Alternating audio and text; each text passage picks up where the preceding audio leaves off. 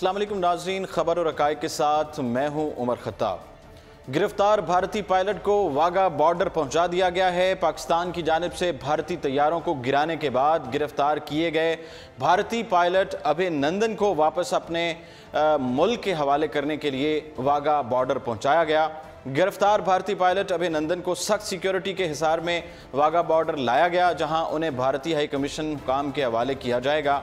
वाज़ेह है कि इससे कब दफ्तर खारजा ने पाकिस्तान की हिरासत में मौजूद भारतीय पायलट अभिनंदन की हवालगी से मुताल्लिक बाज़ाब्ता तौर पर आगाह कर दिया था। ज़राए ने बताया था कि आज किसी भी वक्त भारतीय पायलट अभिनंदन को बजरिया वाघा रवाना किया जाएगा। सफारती ज़राए का कहना था कि भारतीय air attaché group captain jetty crane अभिनंदन के सफरी दस्तावेजात लेकर लाहौर रवाना हो गए हैं और वही भारतीय पायलट अभिनंदन को भारत छोड़ने जाएंगे।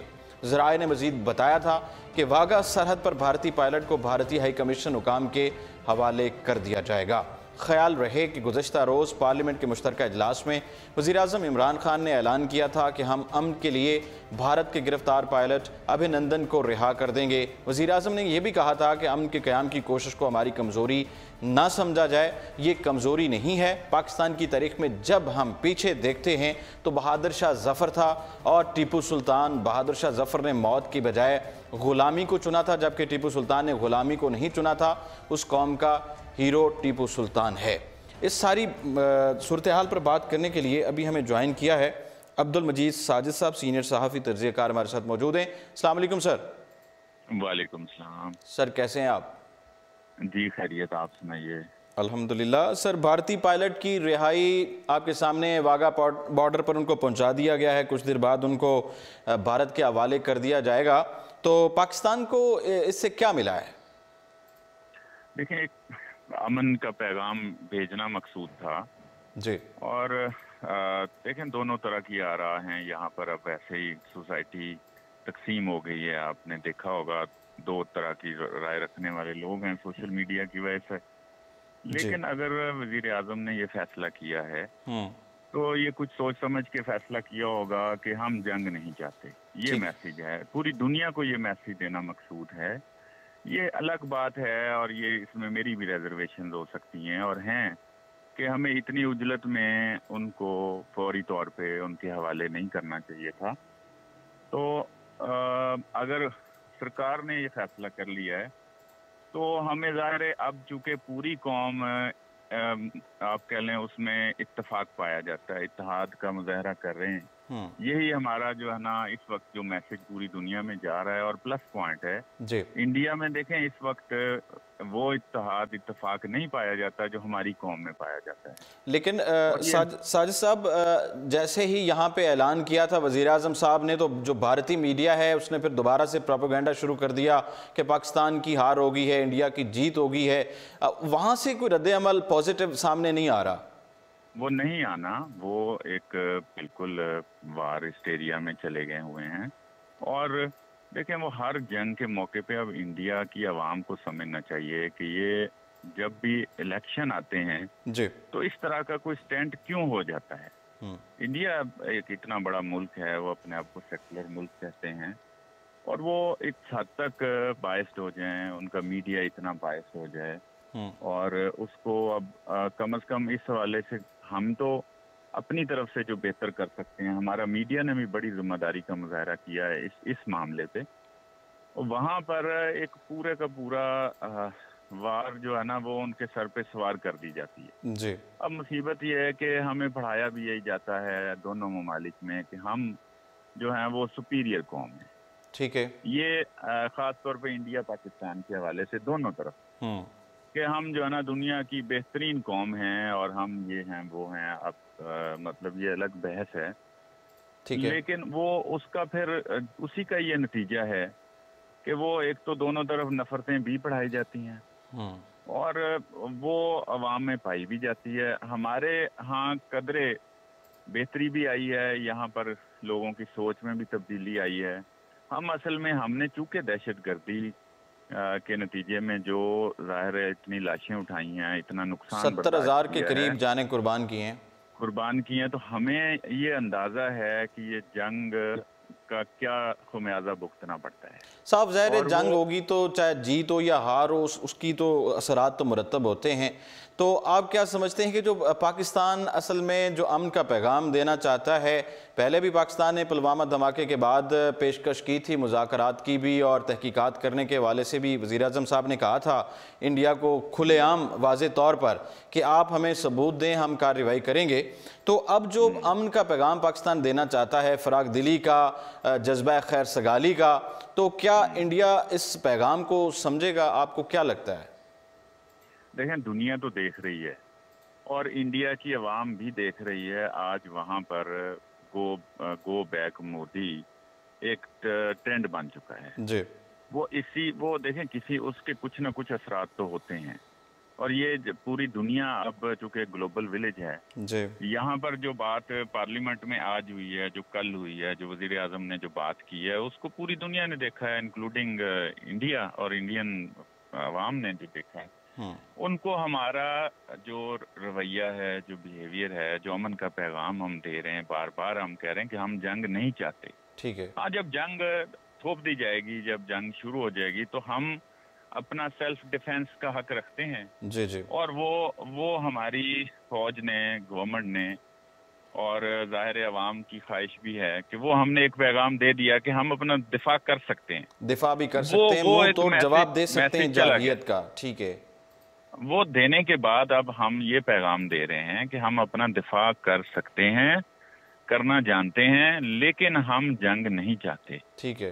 तो इस हवाले से पाकिस्तान का ये बहुत अच्छा मैसेज है, बहुत अच्छा पैगाम है। और इससे देखें, अगर मोदी की तकरीरों पे ही हम देखें, वो तो इलेक्शन कैंपेन पे है इस वक्त। देखें, अप्रैल मई में इलेक्शन है, उनके कोई डेट भी है, मुझे नहीं मतलब याद। वो तो उनके हवाले तो से साजिद साहब, दिल्ली के जो वजीर आला हैं उनका भी बड़ा ज़बरदस्त बयान आया। उन्होंने बड़ी खुलेआम तनकीद की है मोदी साहब पे कि जी जनाब कितनी आप लाशें और गवाएंगे सियासत के हवाले से, सियासत को चमकाने के हवाले से। उन्होंने वाज़े तौर पर कहा है।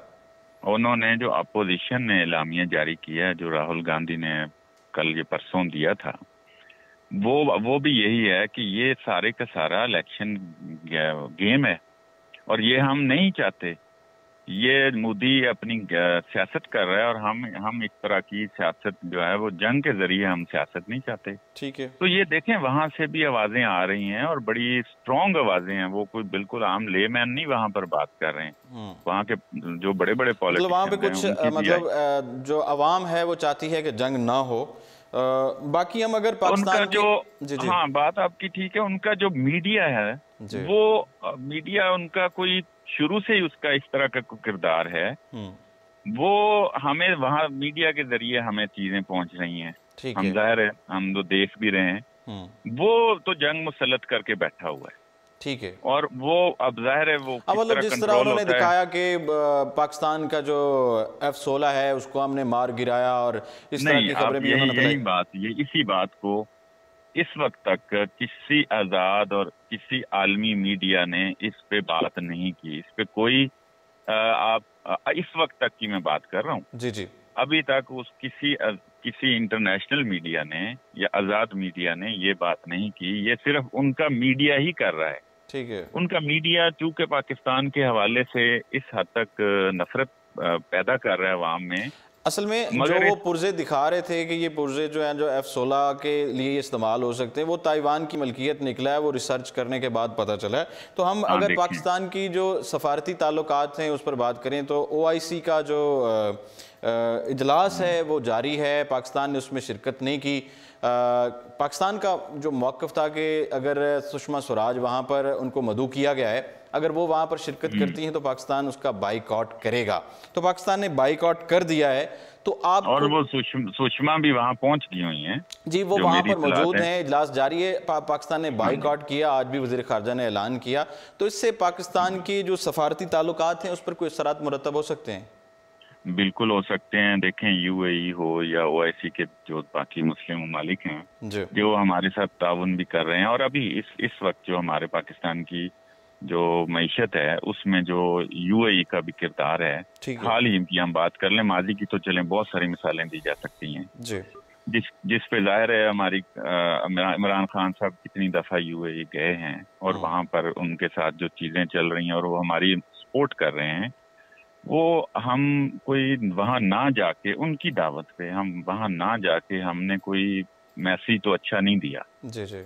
जो मैं अपनी राय दे रहा हूँ इस वक्त, जाती मेरी राय है, हमें वहां जाना चाहिए था। पीपल्स पार्टी की तरफ से भी मुखालफत की गई है कि बड़ा इजलास अच्छा, में शिरकत करनी चाहिए थी। करने लगा हूँ वही आसिफ जरदारी की बात से मैं मुत्तफिक हूँ कि हमें ये अब दुनिया को इस तरह से अपनी जगह नहीं छोड़ते, स्पेस नहीं देते, वहां जाते, हम वहां जाके अपना पूरा मौकफ रखते। ठीक है, मौकफ रख के इवन सुषमा भी जाहिर है वहां थी, तो उसको भी कोई सुना सकते थे कि ये कुछ हुआ है, ये दुनिया देखती ना उसको। ठीक है, मुस्लिम ममालिक भी देखते। हमारा वहां पर मौजूदगी का मतलब यह था कि हमारा मैसेज लाइवली वहां पहुंच सके। ठीक है, उसका और अगर बाईकाट करना था, बाईकाट करना था, तो उसके बाद चाहे हम अपना मौकफ दे के ये बात करके कि इनका क्या ताल्लुक है ओआईसी से, ठीक है, फिर तो हम अमेरिका को, चीन को, रूस को, हम फिर उनको भी बतौर मुबस्सिर बुला लेते हैं।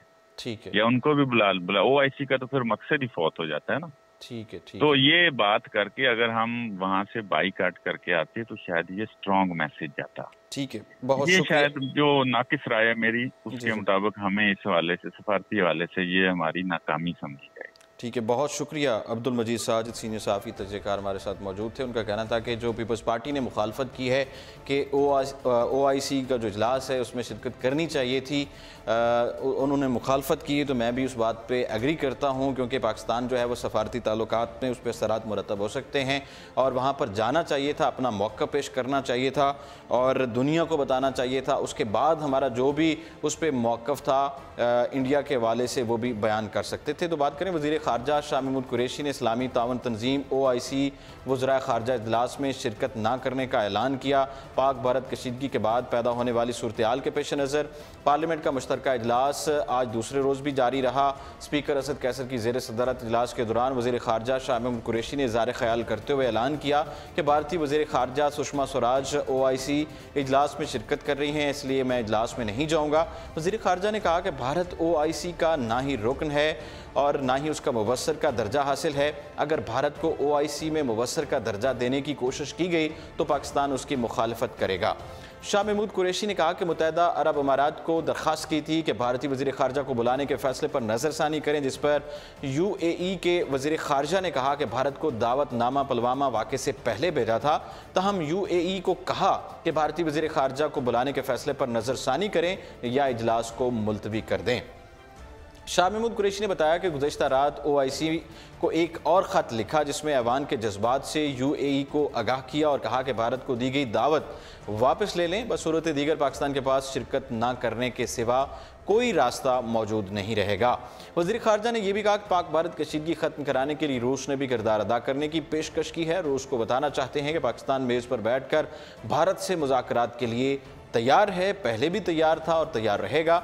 और उन्होंने कहा कि हालिया दिनों में दो नई पेशरफ्त हुई हैं। सऊदी अरब से राब्ते में था, उन्होंने पाकिस्तान के मौक़िफ़ को अहमियत दी और अमरीकी सदर डोनाल्ड ट्रंप का बयान काबिल गौर है और अमरीका ख़ित्ते में अदम इस्तेहकाम नहीं चाहेगा, टेंशन ख़त्म करने के लिए किरदार अदा करेंगे। शाह महमूद कुरैशी ने कहा कि ट्रंप के जज्बे की कदर और शुक्रिया अदा करता हूँ। नरेंद्र मोदी इलेक्शन में कामयाबी के लिए अपने फ़ौजियों और उनकी हलाकतों को इस्तेमाल करना चाहते हैं।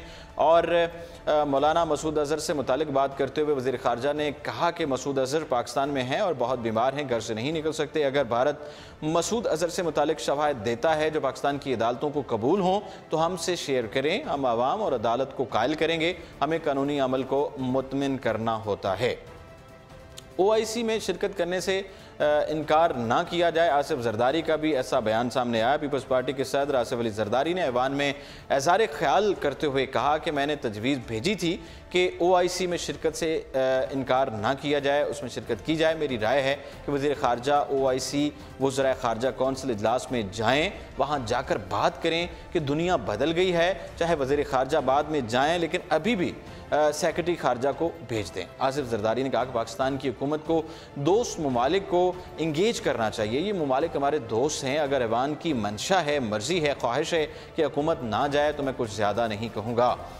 मज़ीद कहा कि OIC इजलास में ना जाना मसले का हल नहीं है, हमें दोस्तों को नहीं भुलाना चाहिए। इस्लामाबाद में पार्लियामेंट के मुश्तरका इजलास में भारतीय जारहियत के खिलाफ करारदाद मुतफिका तौर पर मंजूर कर ली गई है। करारदाद के हवाले से बात करें तो कौमी असम्बली का इजलास स्पीकर असद कैसर की सरबराही में हुआ, जिसमें वज़ीर ख़ारजा शाह महमूद कुरैशी ने भारतीय जारहियत के खिलाफ करारदाद पेश की थी। और करारदाद के मतन में यह कहा गया कि पाकिस्तान ने पुलवामा हमले की तहकीकात की पेशकश की थी। भारत ने पुलवामा हमले के बाद पाकिस्तान पर बेबुनियाद इल्ज़ाम लगाए। करारदाद में यह कहा गया कि पाकिस्तान ने यह वाज़े कर दिया था कि जारहियत की सूरत में जवाब दिया जाएगा। पाक फ़िज़ाइया ने बर वक्त कार्रवाई करके भारत की जारहियत नाकाम बनाई। ये ऐवान पाक फ़िज़ाइया की बर वक्त और मौसर कार्रवाई पर उन्हें खराज तहसीन पेश करता है।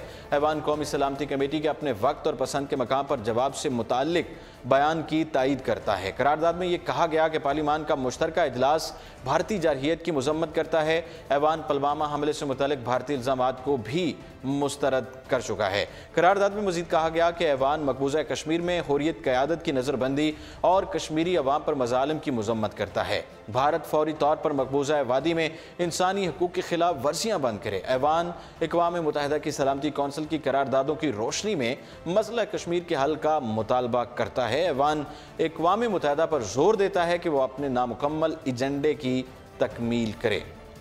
करारदाद के मतन के मुताबिक पाकिस्तान OIC का बानी रुकन है। भारतीय वज़ीर ख़ारजा को बुलाने पर पाकिस्तान एहतजाजन OIC के इजलास में शिरकत नहीं कर रहा। ऐवान OIC वज़राए ख़ारजा इजलास में भारतीय वज़ीर ख़ारजा को मदऊ करने पर मायूसी का इजहार करता है। करारदाद में यह मुतालबा किया गया कि अक़वाम मुत्तहिदा ख़ित्ते में कशीदगी पैदा करने पर भारत की मजम्मत करे। अक़वाम मुत्तहिदा की सलामती कौंसिल से मुतालबा करते हैं कि वो कशीदगी के ख़ात्मे में किरदार अदा करे। नाज़रीन, ये था आज का प्रोग्राम और इसके साथ ही उमर खत्ताब को दीजिए इजाज़त और आप देखते रहिए उर्दू पॉइंट।